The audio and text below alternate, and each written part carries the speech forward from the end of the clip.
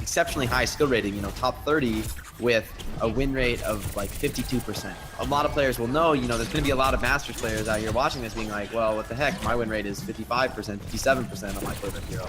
You know, why am I not getting this kind of skill rating? But essentially, the answer to that question is because I'm abusing the way the system works. Players that the system is comparing me against are at much lower skill ratings than me because, you know, Quick Fashion is so unpopular at this level, so rarely seen, right. that I was able to sort of leverage that to lose very, very little when I would lose games and to gain quite a bit when I would win them. Because I knew how the system worked, I was able to play a bad hero, like a hero that is almost always a mistake to pick, almost always a less than ideal character, and yet the system would reward you for it. I just think that's a significant problem. You know, you shouldn't be looking to do anything other than win, in my opinion, in ranked matchmaking. I mean, go play quick play whatever heroes you want, have a good time. There's no problem with that. And even in ranked, you know, playing your favorite heroes, that's fine. It's not your responsibility to have the perfect team composition or whatever.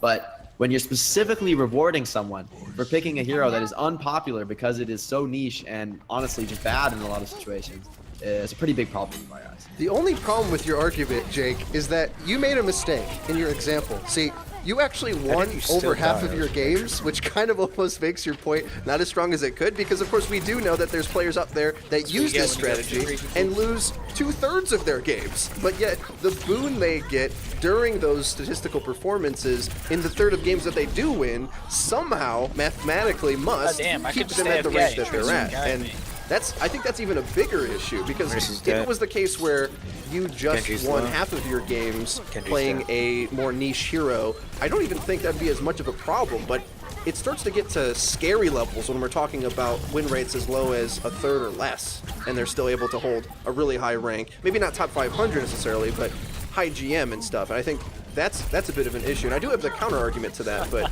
if you look at a Tracer player, let's say, or maybe just a flex DPS player, let's say, at that same elo, to maintain that same, you know, ultra high elo at, you know, that top 50, top 100 elo, they're winning 60 to 65% of their games. Significantly higher win rate than me, and yet they're maintaining the same elo. And that is, I think, the fundamental problem, right? The people abusing the system are less successful than the people who are at their same skill level but who aren't abusing the system, who are, you know, just playing the characters that fit the situation, or even just playing their favorite character at the moment, or experimenting, you know, playing different characters. You know, all of those hero picking patterns are punished compared to picking only one hero and refusing to pick anything else. That is, I think, the fundamental problem, that whatever SR you're at, if you compare someone at your same skill rating who only picks one hero, I can guarantee that person's let's get them than complacent you do if you're picking many heroes. I've never seen a case of someone with a, you know, equivalent SR to another player, a flexible player, compared to a one trick. You know, the one trick can always maintain the same SR with a lower win rate. I just think that's a problem, you know. I don't think you should ban people for playing Mercy only or Torb only. I don't think you should kick them out of the game or punish them, but I do think that they shouldn't be rewarded for that. At the very least, there should be a level playing field between players who want to play lots of heroes, who want to fill what the team needs, and players who only want to play one character.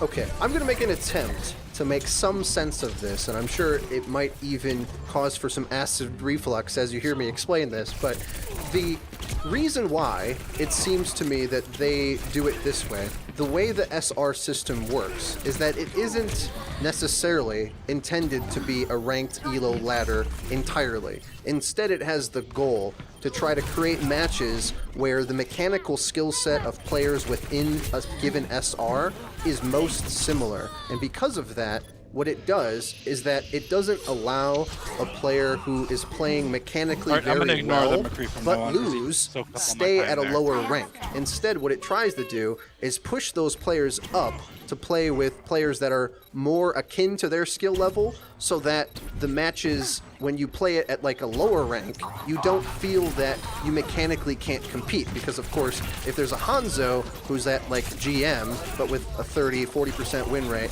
it requires pretty sick skills to be there.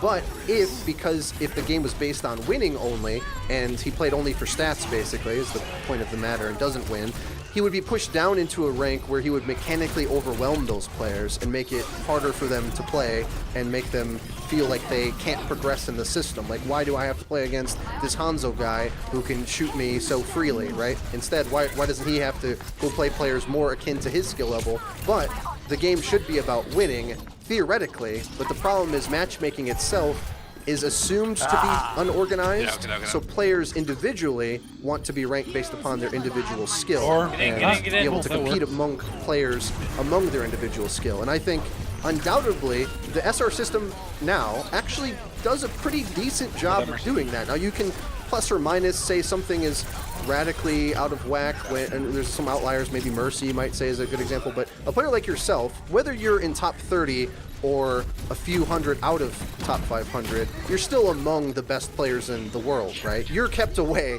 from playing against players like me who fear a player with mechanical skills like an LG Evil Jake, right? You're pushed over there no matter what you do, no matter what hero you play, because it's impossible for you unless you actively tried not to try or didn't play the way that you could play for you to drift down to a lower rank, even if you're losing games, right? You mechanically won't touch a player like me because you're just pushed over there regardless. The idea, I guess, of like trying to maybe protect players from, you know, stronger mechanical players is that people play the game and win the game in radically different ways. You know, you can be a Lucio player who has very bad aim. Maybe you've never played an FPS before, but maybe you're a great strategic thinker. You know exactly how to use my speed boost. I know I have great timing on the amp it up. I know when to amp heals and when to amp speed. You know, I know when to you know, right click to peel for an ally. Maybe your mechanics aren't great and maybe your ability to actually hit shots with Lucio's left click is pretty low, but you can still win games with those skills. You know, you don't need to be a mechanical god. Like, take a character like D.Va. You know, tracking is really important on her. If you have great tracking, you do a lot more damage. But a great D.Va player, I mean, at the top level, of course, they have great tracking. But a great D.Va player in ranked, you know, I would much rather have a D.Va player on my team who's very careful about always saving Matrix for the right moment and always protecting the right allies than a D.Va player with insane tracking, if I had to choose. If that Hanzo player is losing games, it doesn't matter if his mechanics are great. You know, if you're a lower tier player or maybe a mechanically less skilled or less experienced player, you can beat that Hanzo even though he's better than you. Even though he can hit more shots than you. If you can pick, you know, if you're smart, you pick Winston, you outplay him, right?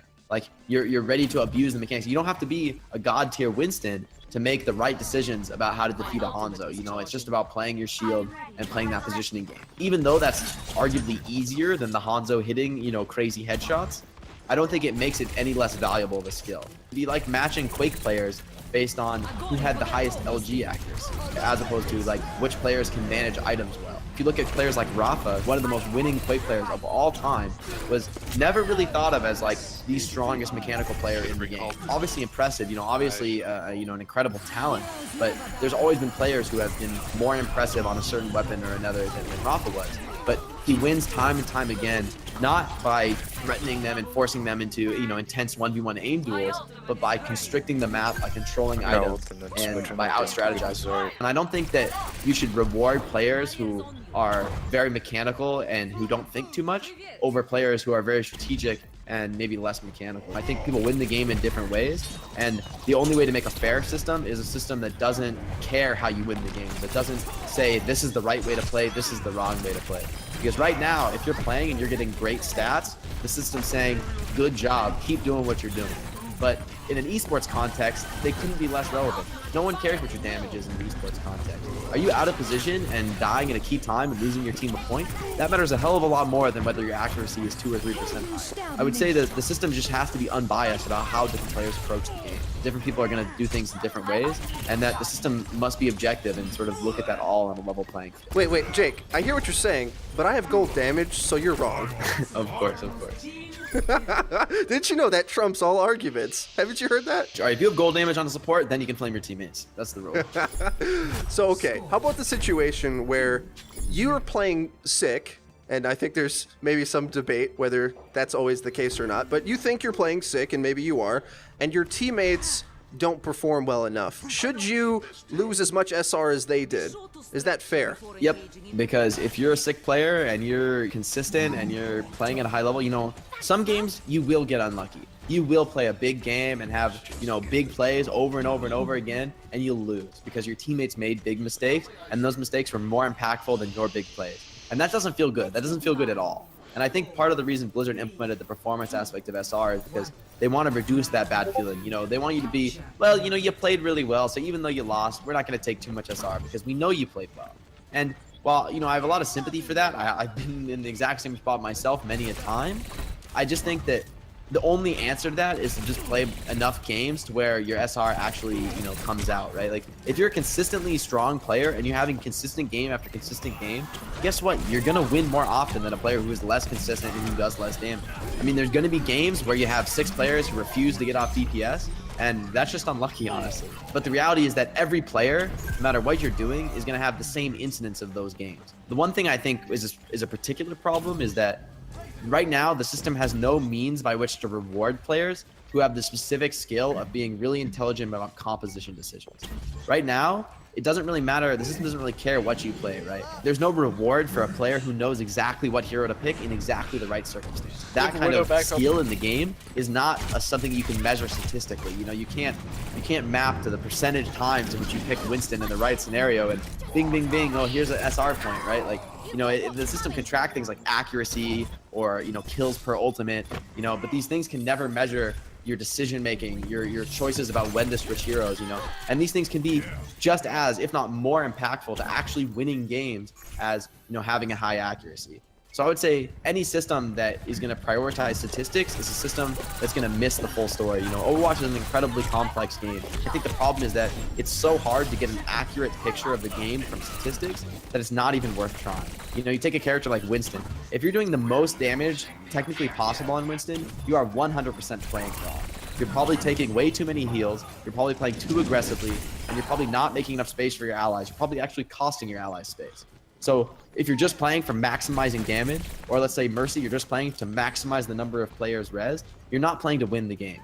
And I think at the end of the day, that's a really frustrating feeling for some players when their teammates aren't playing to win, but rather to maximize their statistics. It doesn't feel very, very rewarding when every player is sort of this individualistic mindset of like, well, it's fine because as long as I do a ton of damage, I'll be fine on my SR. I won't lose too much. At the end of the day, I'd like to see a system that doesn't bias the ways in which players win and, allows people to sort of creatively explore the game however they like. But what would happen to the players that do only want to play one hero?